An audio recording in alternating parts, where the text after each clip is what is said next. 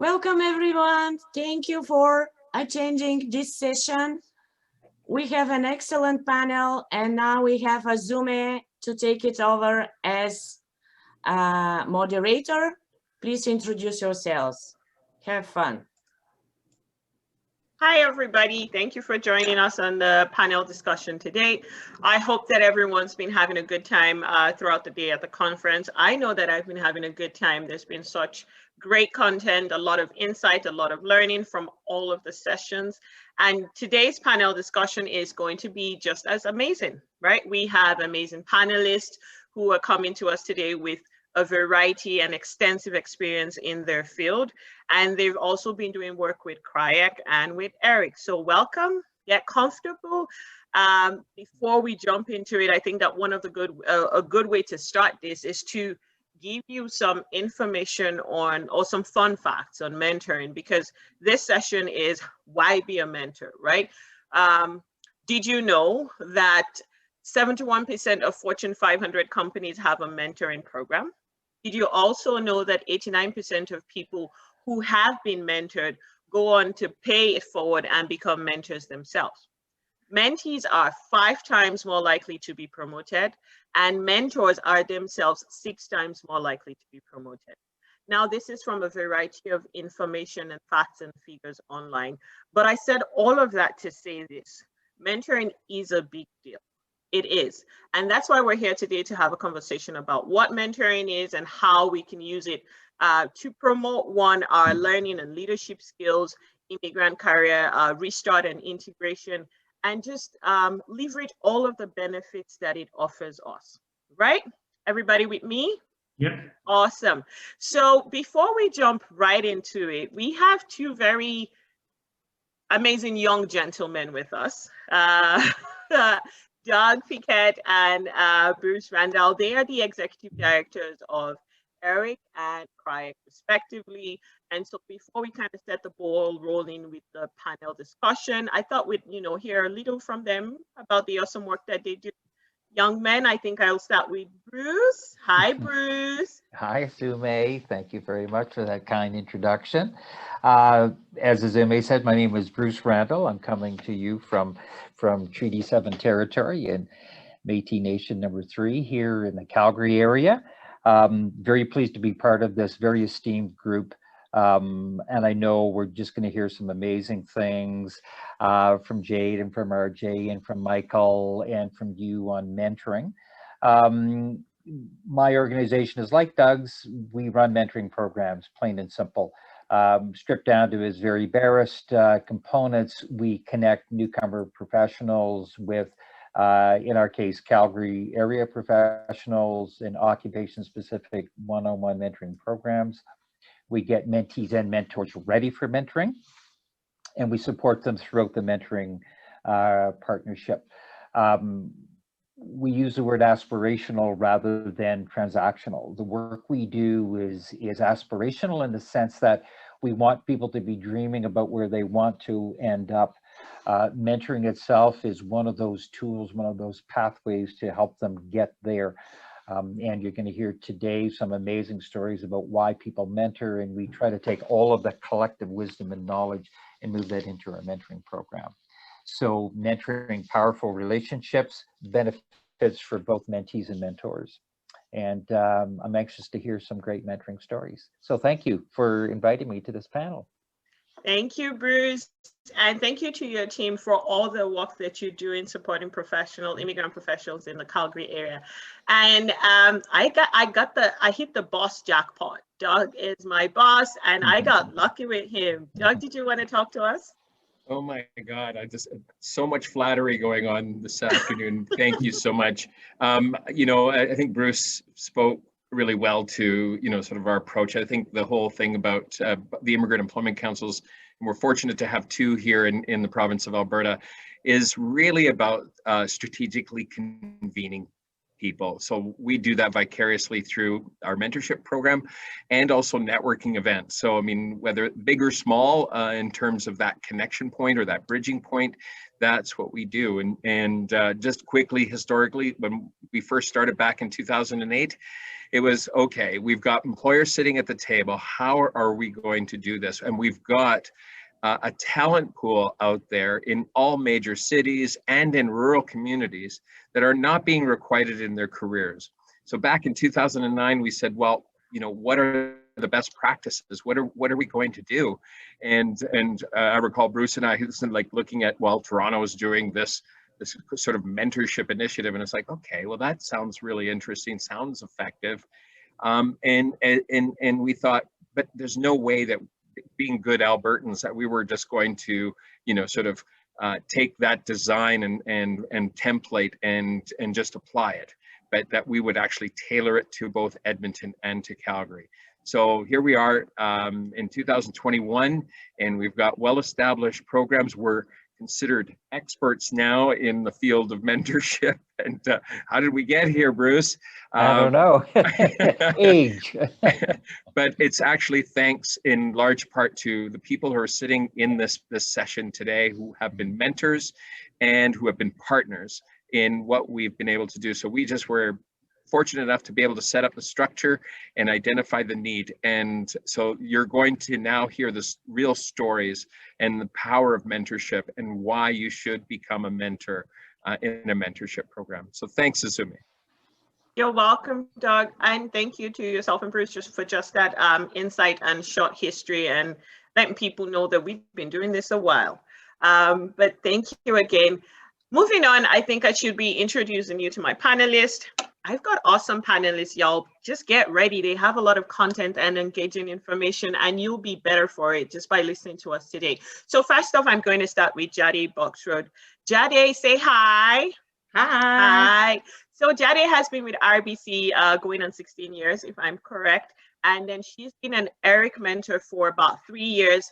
Really great mentor. We get great feedback from her mentees. So thank you, Jade, and welcome. Thank you. We're going to move on to RJ. Hello, RJ. Hi everyone. Welcome. RJ is a HR and talent acquisition specialist who's been mentoring with ERIC for 8 years-ish. Am I correct? Yes. Yes. And he's just, again, been such a great mentor with the ERIC team, and we're very grateful for his support. So welcome, RJ. Thank you. And last, and certainly not the least, Michael Taylor. Say hi, Michael. Good afternoon, Alberta. Michael is a retired professional geologist. He spent 40 years in that field of work across 5 continents. So I think I dare say he's been an immigrant professional himself. He's been retired since 2015. And since then, he's been helping the team at CRIAC with just mentoring immigrant professionals and helping them get their careers restarted. So hello, Michael. Welcome again. If you're joining us via the Woover desktop or the Woover app, it has their full bios. I'm not going to go through all of that, but you can play around with the app and you'll find full information on their bios and how to connect to them. Like I said today, we're preaching the gospel of mentoring. How can you use mentoring as a tool to, you know, move your own career forward, build your leadership skills, restart your career? There's just so much you can do with mentoring. So I think that one of the first places to start, or one of the first things to, you know, kind of lay bare is the why, right? What is the why? Why do you mentor? What inspires you to mentor? I want a conversation that I have very often with people who sign up to mentor with us is that these people are not signing up for lack of anything else to do with their time. Mentors are usually very busy with a very tight schedule, but still they sign up to mentor. So I think that we can start with Jade. Jade, did you want to tell us your why? Why did you sign up to mentor? Great question. I've got 2 reasons that I think mentoring is so important. Is I'm a first-generation Canadian, so my family's from Nigeria, and my entire life I've seen my parents, aunts, uncles, cousins, brother transition professionally from Nigeria to Canada, and I've witnessed some of the sacrifices, choices, challenges that they've encountered, and I think I'm uniquely situated to be able to kind of bridge that gap between Nigerian culture and Canadian culture. And it doesn't just have to be Nigerian, but I'm able to provide a different perspective. The other piece is I've really benefited professionally in my career from really formal and informal mentoring. And I think it's really important to pay it forward. And so those are the two top reasons that I think mentoring is important. Thank you, Jadi. That was good to know. Michael, did you want to speak to that as well? Yeah, I'd like to follow up on Jade's comment. My feelings are that in my career, I've appreciated the mentors who've been selfless people who've sometimes made effects in their own careers to help me move forwards. And so, I want to pay that forwards. But I want to share with you a Eureka moment on mentoring. I jumped into a taxi about 15 years ago. And as you heard this morning, if you don't speak to strangers, that was Nick's message. And I always talk to all of my taxi drivers. And I said, in my English accent, I said, I've got a funny accent too. Where are you from? And he started sharing his story. And he was a chemical engineer from Pakistan, and he was 62. And he said he will never work again as a chemical engineer, but he's brought his family to Canada to give them the opportunities. And so what I thought to myself at that moment is, what a waste of talent, because Canada needs internationally experienced professionals to maintain our economy, to maintain our way of life, to make things good and better for me, my kids, and ultimately my grandkids. So that's why I mentor Azumi. Thank you, Michael. That's such great insight. And I'm listening to all of you, and what I'm hearing is that it's not about you. You're not wanting, it's not you, it's you wanting to pay it forward. And I'll ask RJ, just because I'm hearing people talking about how mentoring is beneficial. RJ, did you want to maybe talk to us about how mentoring has helped your own career? If you've had mentors, or what is it that you've been learning from you being a mentor that is helping you in your day-to-day work? Sure. I think first and foremost, being a mentor enables me to really hone in on my coaching skills and improve those coaching skills. And that's something that I just love immensely. And I'm very passionate about helping other people. And being a mentor also aligns with my personal core values, which is being of service. And I know, not to toot my own horn, but I mean, I have a lot of experience in recruiting and HR and navigating, the job market here. And I understand the frustrations because I've experienced it myself looking for a job. So I can definitely help other people and empower them, most importantly, with the tools and the skills to, continue their job search, how to do it effectively, and also sort of to be able to ride the waves of the ups and downs, the ebbs and flows, because it can be very frustrating. It's been frustrating for me, and I'm born in this country, so I can only imagine how frustrating it can be for other people who have moved, to Canada to better their lives for themselves and for their families, and those challenges that they face. So again, for me, it's just rewarding to help other people and see other people succeed. It just makes me feel good. That's very kind of you. And please toot your horn. Nobody's going to do it for you. That's and you know, like you said, because you walked that journey, I think that a lot of the time people are able to relate with mentors, especially when they have walked similar journeys, even if it's not exactly the same. Jadi's first generation, RJ was born here, Michael's probably born here. So you might not have that same experience of being, transplanted in a sense in your mid-30s or early 30s. But because you've kind of walked that journey, they're better able to relate with you because they're thinking, okay, he or she is not telling me something off of a textbook.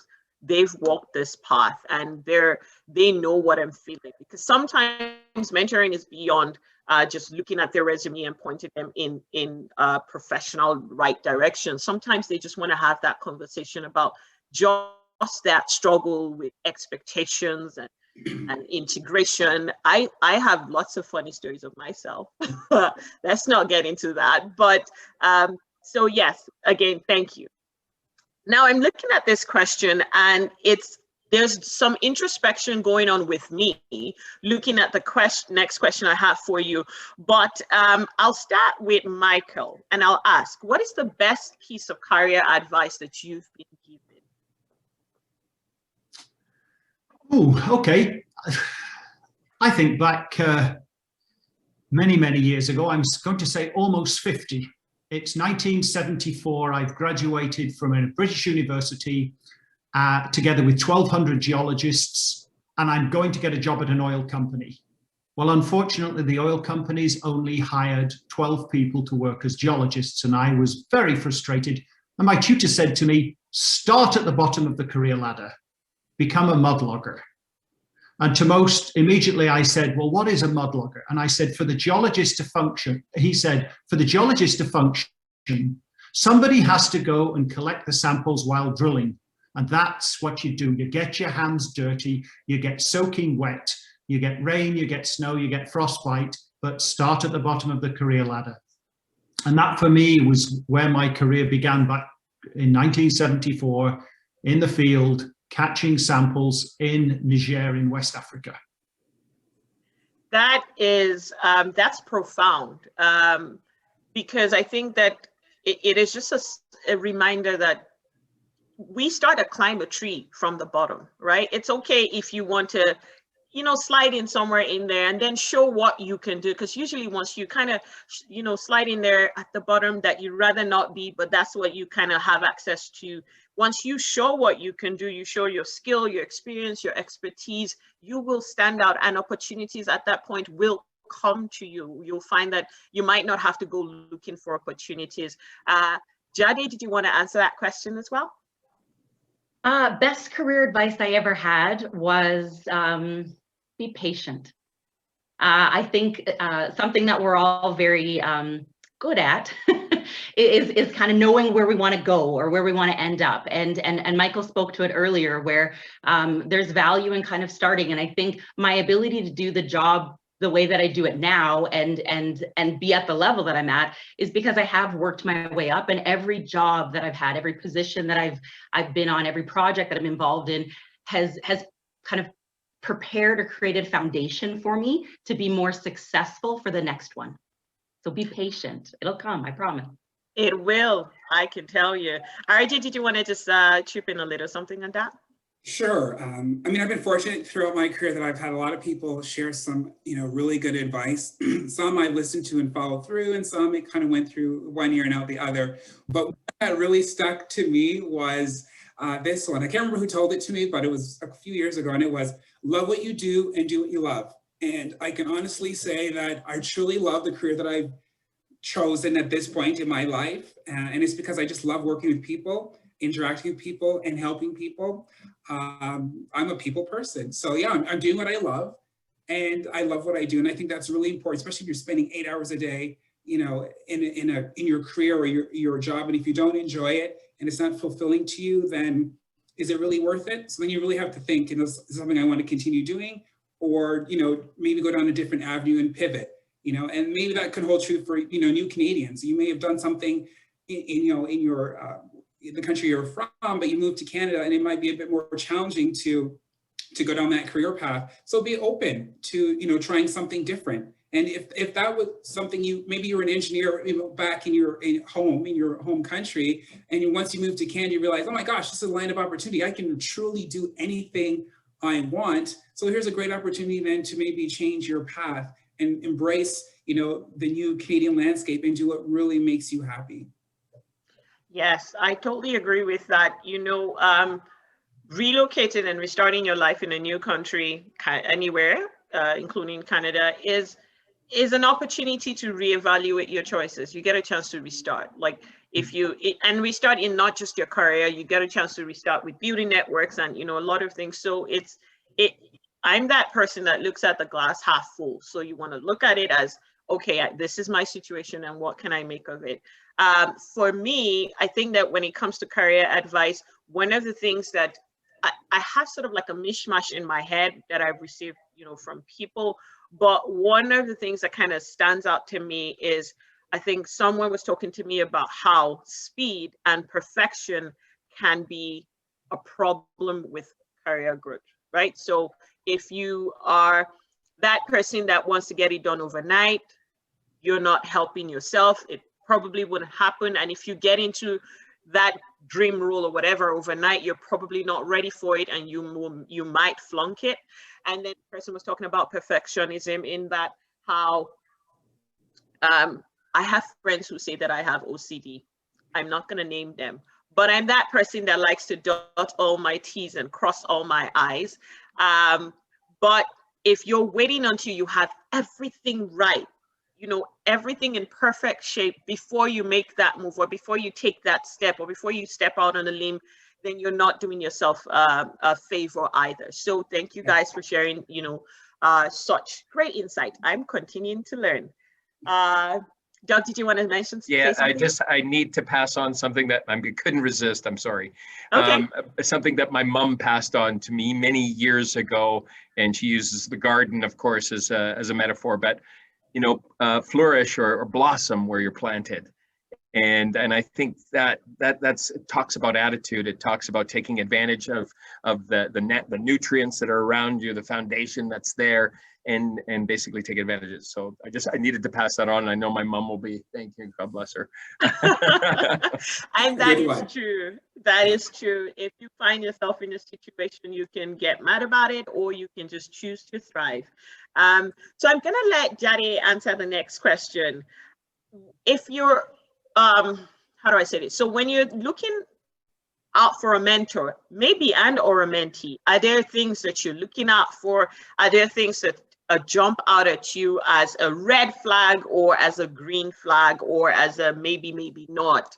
What are you looking for in maybe a mentor or a mentee? I think when people sign up to be a mentor or a mentee in general in a formalized program, I'd like to think that they're going in with the expectation that they're going in with an open mind, and they're trying to learn. And I find when you're, that approach, it opens you up to be receptive to constructive feedback, to some real growth and development. I don't know if it'd be a red flag, but I know one of the things that I always encourage my mentees is two things: is to reflect on what they're looking to get out of the relationship and the program, and each meeting kind of come prepared with, like, what do you want to talk about? It's as a mentor, I'm here, I'm your resource. Whatever you need from me, I want to be able to provide that for you. But you need to know what you're looking for. And if you're not really sure, then let's do a little bit of research to find that out. Not a red flag so much, but something I'm very cognizant of and very clear about is being a mentor doesn't necessarily mean you're coming with a job for your mentee. Ultimately, the amount of time you guys spend together, the ideal scenario, and in my experience, it generally happens, but people become friends. This is a unique relationship, and you have a vested interest in their success, and you want to help them find a job. But it's not kind of step number one in your mentee-mentor relationship is to get a job, at RBC with me by being matched up with Jade. So I'm excited to be part of your journey and your path, and I'm excited to see where it ends. And that's kind of what I look for in a mentee and as a mentor. Okay, awesome. And that is, I think you hit the nail on the head with that, especially talking about jobs, and how I think it's important to set expectations from the start of the mentoring relationship. We don't want the mentor to feel the pressure of, oh, I have to find this person a job. And we don't want the mentee to come in with the entitled mentality that, okay, I'm just going to go to bed. Someone's going to wake me up when there's an offer letter. No. Right? We do not measure the success of a mentoring relationship by whether or not your mentee finds you a job. Now I'm going to go to Michael. Michael has had, in all his time with CRIAC, he's had over a dozen mentees, right? So did you want to answer the same question, or maybe in another way, tell us if you've had one mentoring relationship that didn't quite go like you would have wanted it to go, or didn't quite meet your expectations? What will you say are the things that maybe could have been done better by the mentee? Oh yes, it's very, very difficult. our internationally experienced professionals come to Canada, come to Alberta, thinking that the streets are paved with gold and there's jobs for whatever role that they had in their mother country. I always refer to their mother country because their new home, Canada, that is now their home country. But in their mother country, they were successful at level X in the organization and they want to stay at the same. And in fact, my very first mentee was an individual with 19 years experience as a reservoir engineer in the Middle East, in a Middle Eastern country. He had worked on projects that were larger than any oil and gas extraction projects in Canada, possible exception of oil sands together. So the scope of what this man had done in his 19 years was awesome.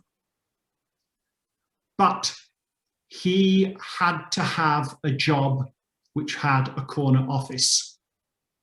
He knew nothing about the geology of Alberta. He knew nothing about the reservoir. He knew nothing about our drilling practices, our operational practices, rules and regulations. He had to move from the corner office in his Middle Eastern country to the corner office here in Alberta. And it took 12 weeks, and I'm convinced that he's probably still doing part-time jobs, furniture repairing and carpentry, because he couldn't get his mindset around, I have to reinvent myself in this new market, in this new culture. I have to move off a career ladder, take a few steps down.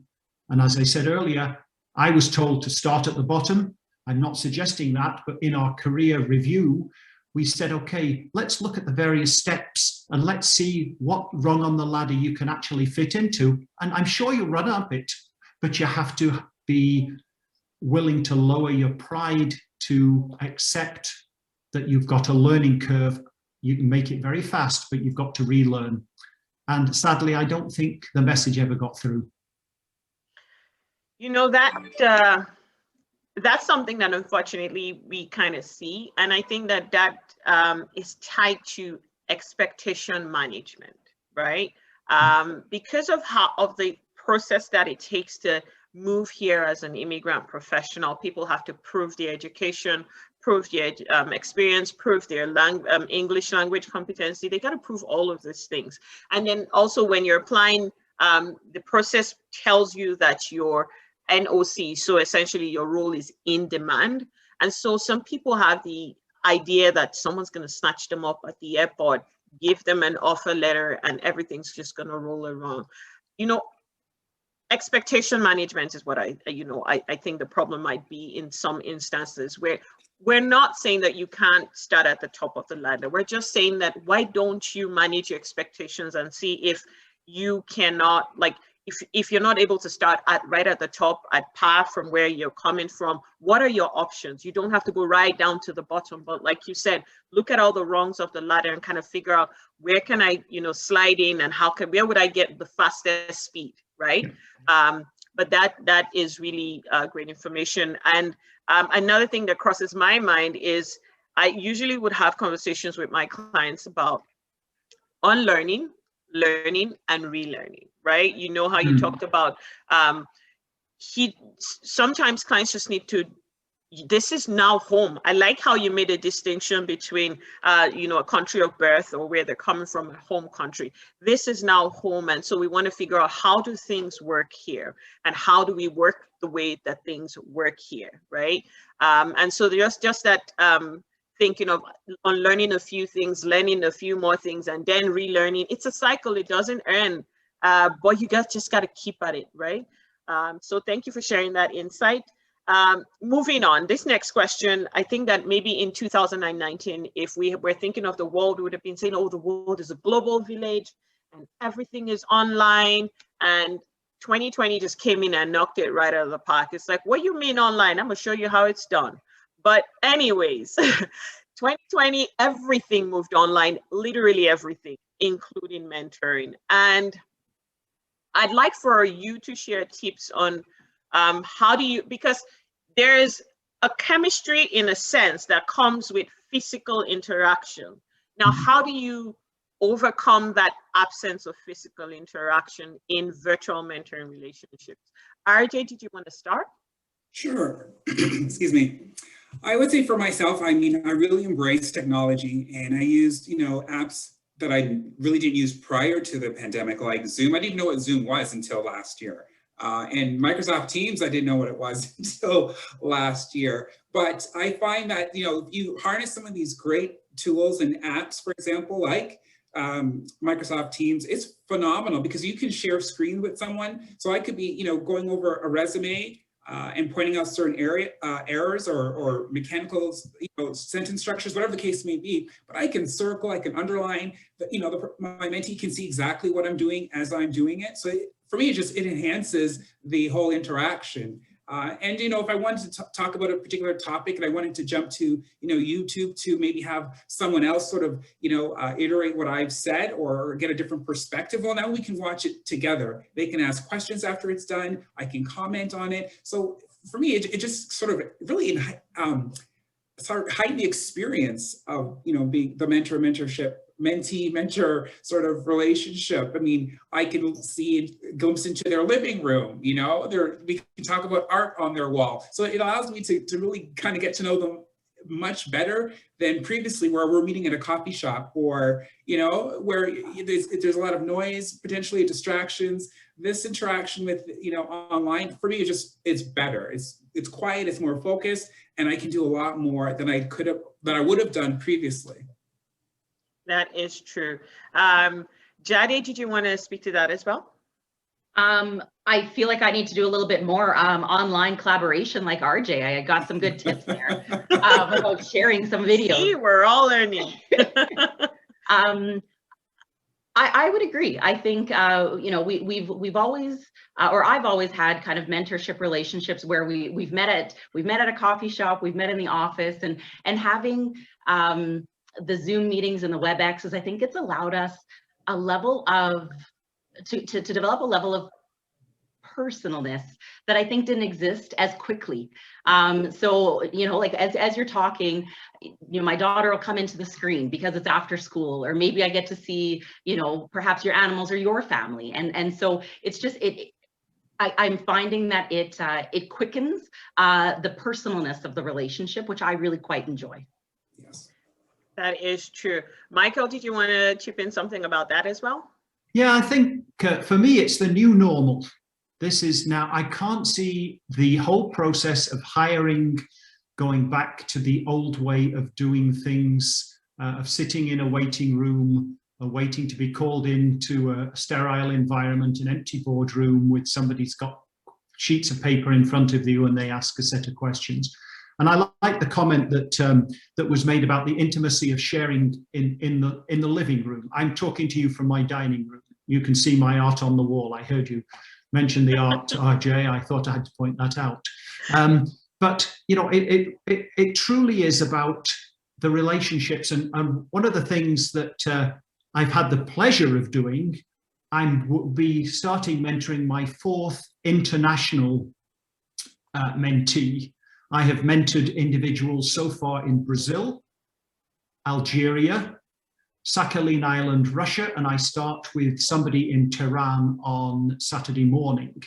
And so this is a new parallel program that CREAC's been involved in, working through the IRCC, Immigrant Refugees and Citizenship Canada. And this is to actually prepare new Canadians before they leave their mother country to get them ready. And some of the things that have been fantastic about these relationships is, at the end of the relationship, I want to go and break bread with those people. They've shared my ideas, I've shared their ideas. And in some instances, they've gone, well, I don't think I'm going to come to Alberta. But it's really interesting. I'd never realized that there's jobs for me in Kamloops and Kelowna.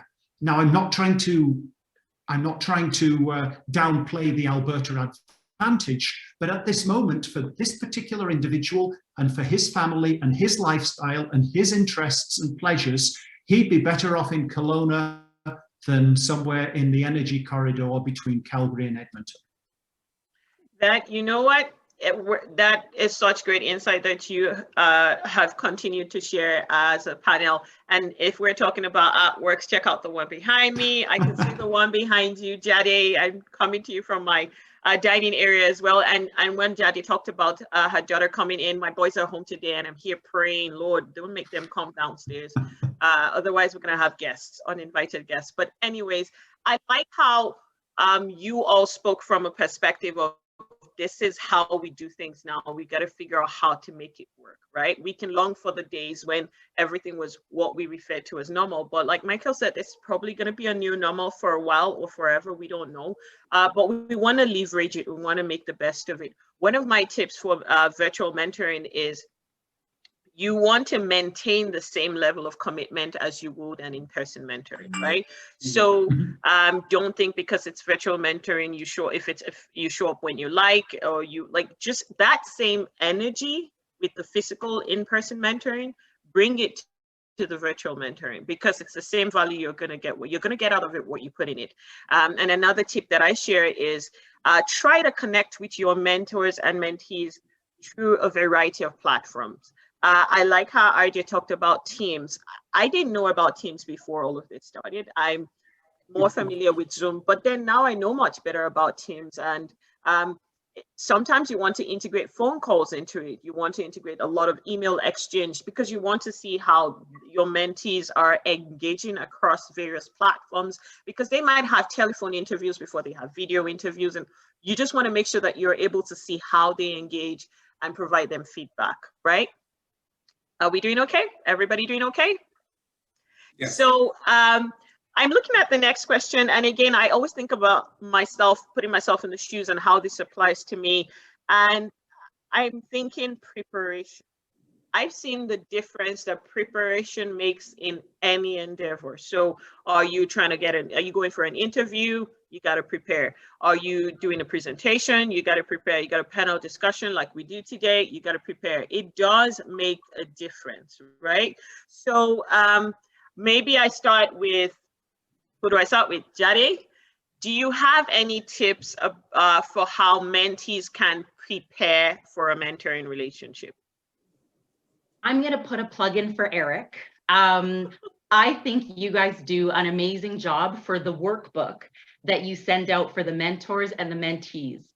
And if I would imagine that Craig has something similar. One of the things that our first call, our first conversation with mentees, and I've even started incorporating it into my informal relationships, is there's some fantastic questions and agenda guides, and I found that really helps us focus our time. We don't have a ton of time, and we both want to get as much out as possible in the period of time that we're matched together, and even after that. And so I find that I found that booklet to be incredibly helpful. I believe it's even on the Eric website, if I'm not mistaken. It is. And thank you for tooting our horn. RK, did you want to speak to that? Wow, I mean, Jade is correct. I mean, the information, that guide that you do provide is so thorough. It is a really good guide. I mean, it has everything I think a mentor-mentee needs to kickstart their working relationship.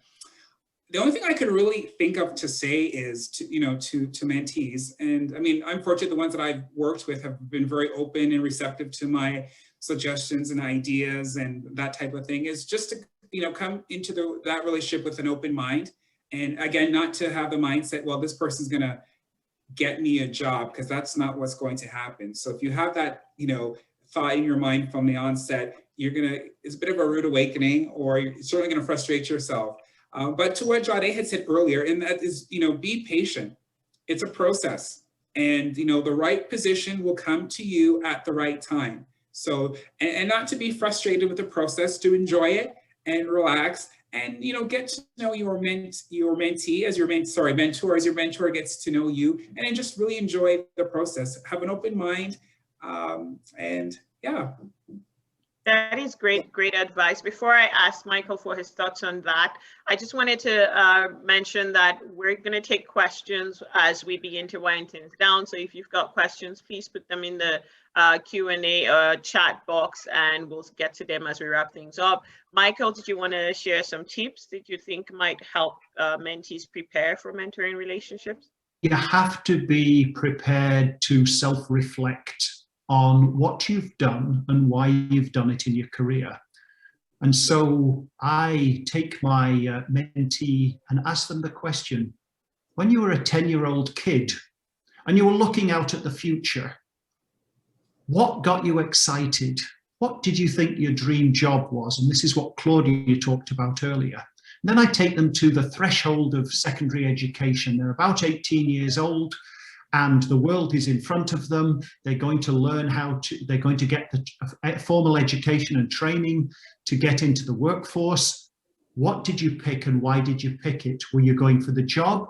Were you going for the title, the salary? Were you going for the passion? And then I want them to really think about their careers and look at the way that setbacks change the direction of one's career.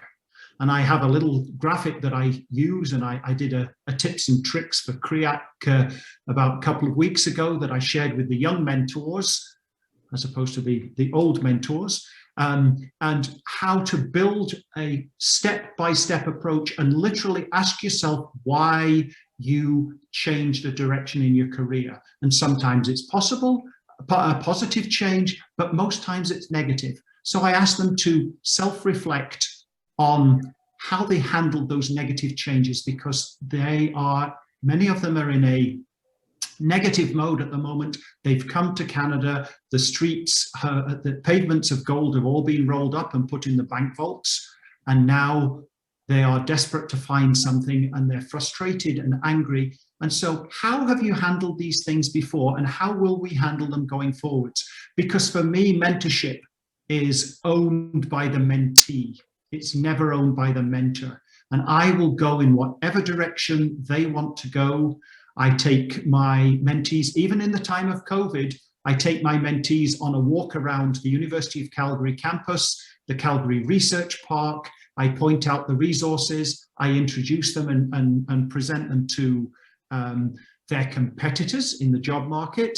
And I'll even take some of the key mentees out, not during COVID, out to the country, to the country farm where we've got a well site, and we'll talk about all aspects of life in small town Alberta, and give them the sense of the city of Calgary, or the city of Edmonton is not Alberta in the strictest sense.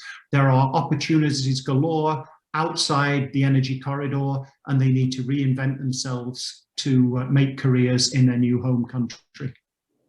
Thank you. I'm listening to all three of your contributions, and I see how at the end of the day, the thing is, mentees will get out of it what they put in it, right? As much as, and sometimes when I'm having this conversation with clients and mentees, I say, look, even if I found you the best mentor in the whole world, if you don't give it what you need to give it, your mentor is not a miracle worker, right? And so I think that when mentees go into mentoring relationships, the first thing they want to be thinking about is, what is their why, right?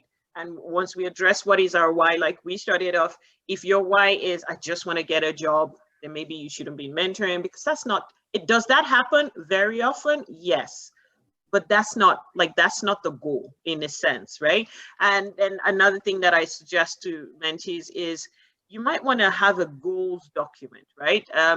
Especially when you're going to meet your mentor for the first time, you want to identify what you hope to achieve, identify what you've been trying to do, what has been working, what has not been working.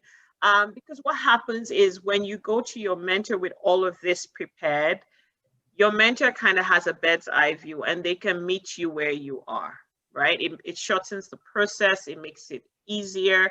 And so, that's my own tip for, preparing for a mentoring relationship. And another thing that I, very often say is that mentors are volunteers, and so they're not paid. These people are just helping you. So you want to be very respectful of their person and be very respectful of their time, right?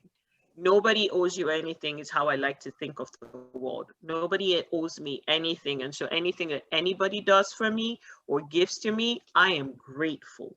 And I think that just that mindset will affect how you manage the mentoring relationship, right? We are starting to wind things down, right? But I've had such a blast. I've been learning, and I'm sure that our guests have been learning as well. And I'm thankful for our panelists. But as we wrap things up, I'm thinking that maybe the panelists will want to share with us just a little something, just as we wrap it up. What is the last word? What is something that you feel like maybe one of my questions didn't give you a chance to address and you'd like to address that? RJ, can we start with you?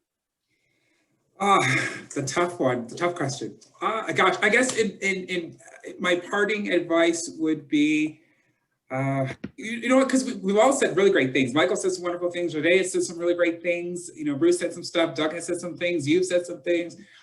So this is a tough one to get me go first, but I could just say, I'm sorry. It's all right. So another piece of advice someone had given to me years ago when I started out in recruiting, and he had said to me, enjoy the process. And I think I alluded to this earlier in the conversation, because there's going to be peaks and valleys, ups and downs.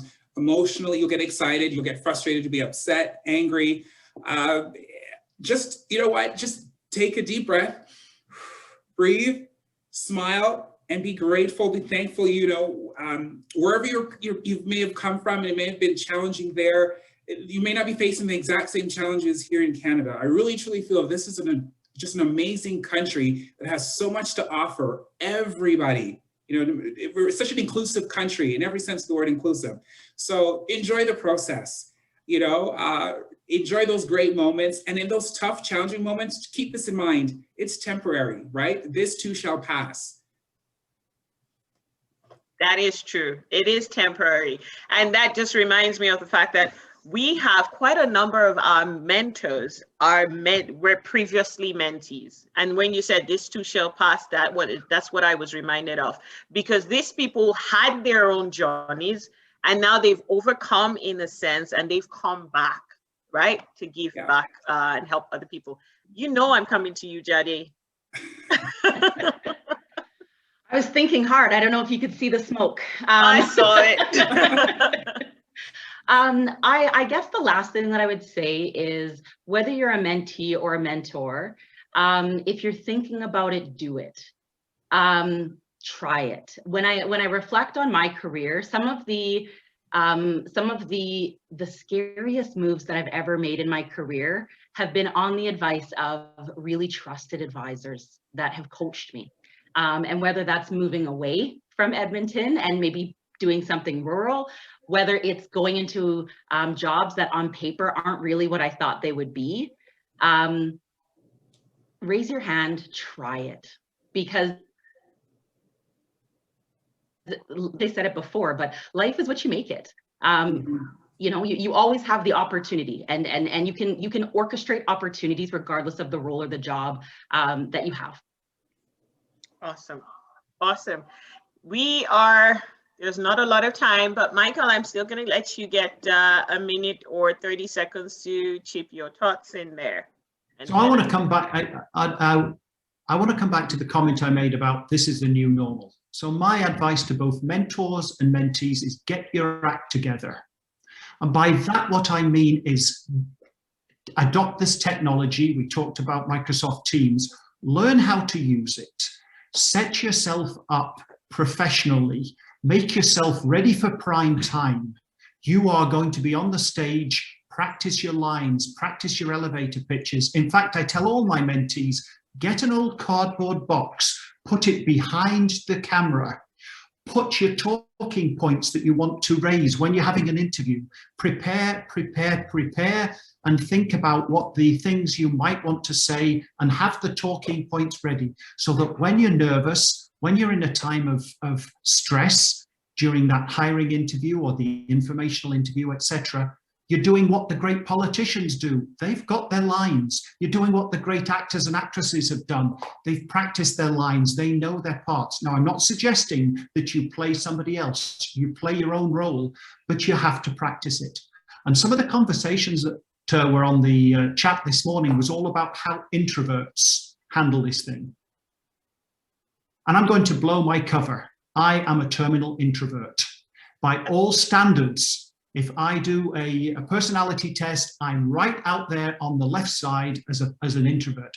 I've had to learn to act in a public domain because my career required it. So my punchline is, mentors, get your act together. Mentees, get your act together, because this is the new normal. The hiring managers want people who can handle the technology and thrive on it.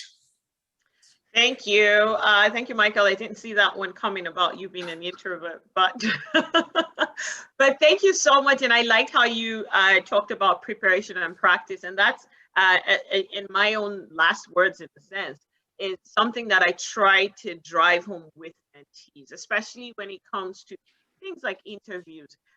When I've had the privilege to sit on a few interview panels, and in the first 5 minutes, you can tell who's prepared and who's practiced. You can tell, right? And then there really is a difference between preparing and then there's and practicing. They're two different things, and they both have to go together. And I liked how you talked about your talking points. I've got my talking points in front of me. You can't see them. Mine are here. That's the magic. But you see, that's the difference.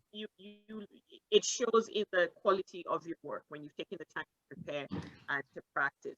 So we're gonna move on to Q&As. We don't have a lot of time. Monsieur Piquet, are you gonna help us with that? Do we have some questions? I believe we do. Hold on one second. Okay.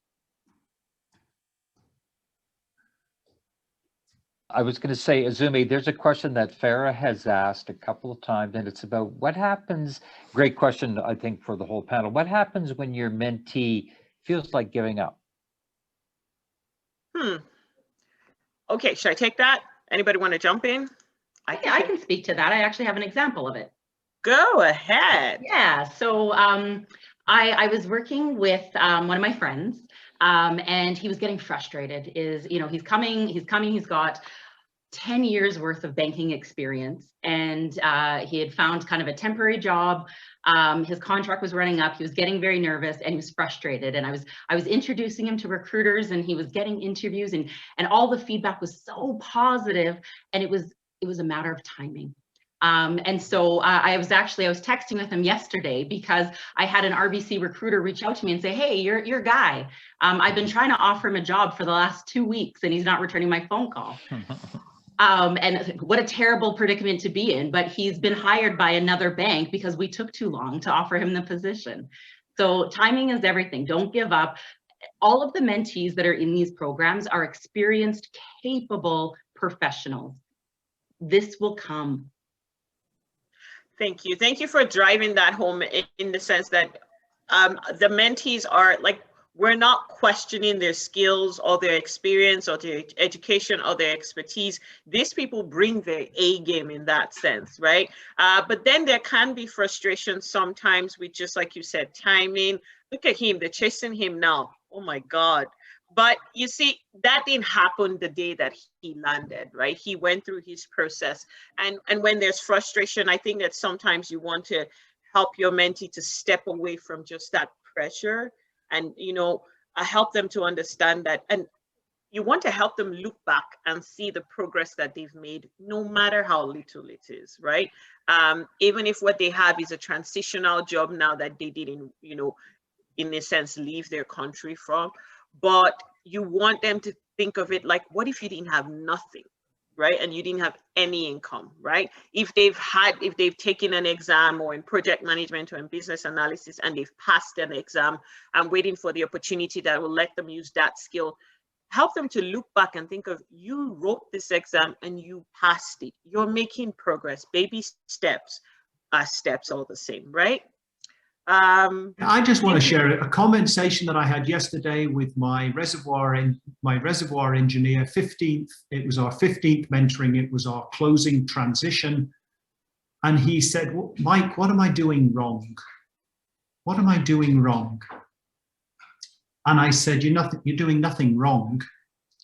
The timing is wrong. The marketplace is wrong for your skill sets today. You're doing all the right things. You're working in a survival job. You're asking for help from somebody who has perhaps an insight. You did all your homework that I set for you.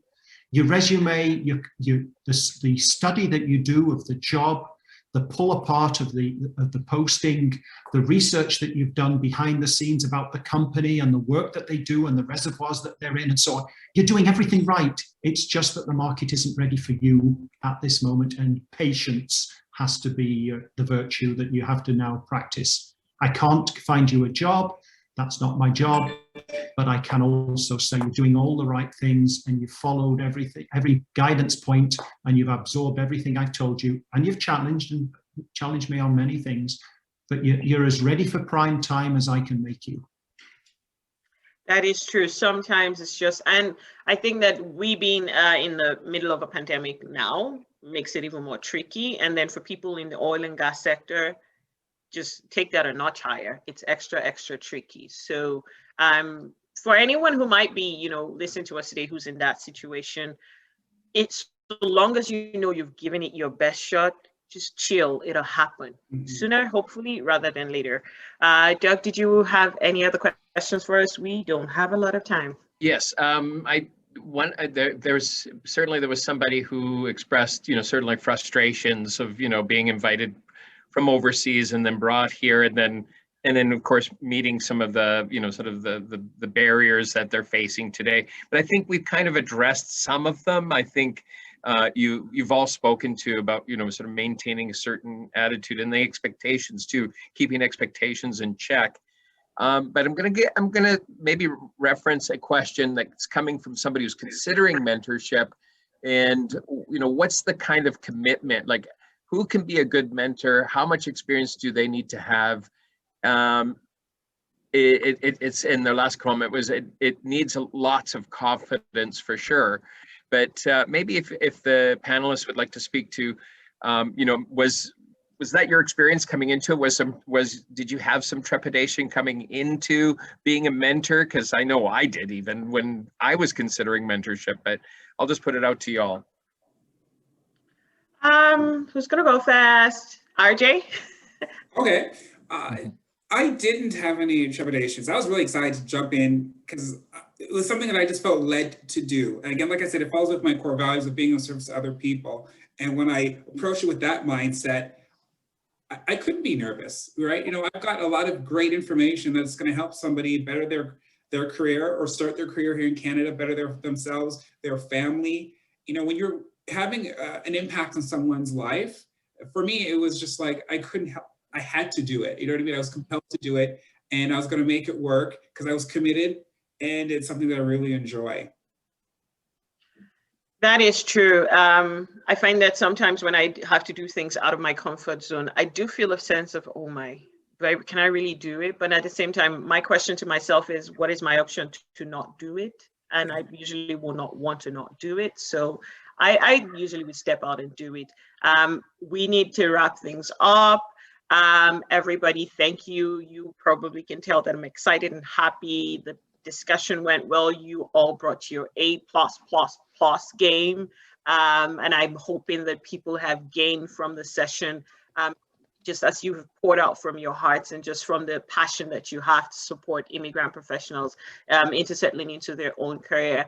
As a few last words, I'm going to say that if there's anyone on this call who's thinking to be a mentor, either with Craig or with Eric, we have our doors are open, accepting mentors year round. Just go on our website. There's information, and you just fill out an application. Someone will follow up with you from either of the teams.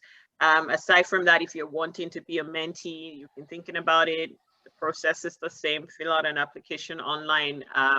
Yes, I've had such a great time today, and we're just going to wrap things up. I apologize if we haven't answered any question that you've posed here, which is out of time. You can, if there's questions you feel like you really want to get us to answer, you can email for Eric, you can email info@eric.ca. And if you go on the CRIAC website as well, there's information on how to contact the staff. A super duper awesome thank you to the panelists. You guys are amazing. And thank you for all the work that you do. Thank you for your selflessness. Thank you to Bruce and to Doug. For leading the teams that do such great work with helping immigrant professionals integrate and restart their careers. So thank you, everybody. Thank you. Enjoy the rest of your day. Awesome. Bye, Thanks all. everyone. Thank you.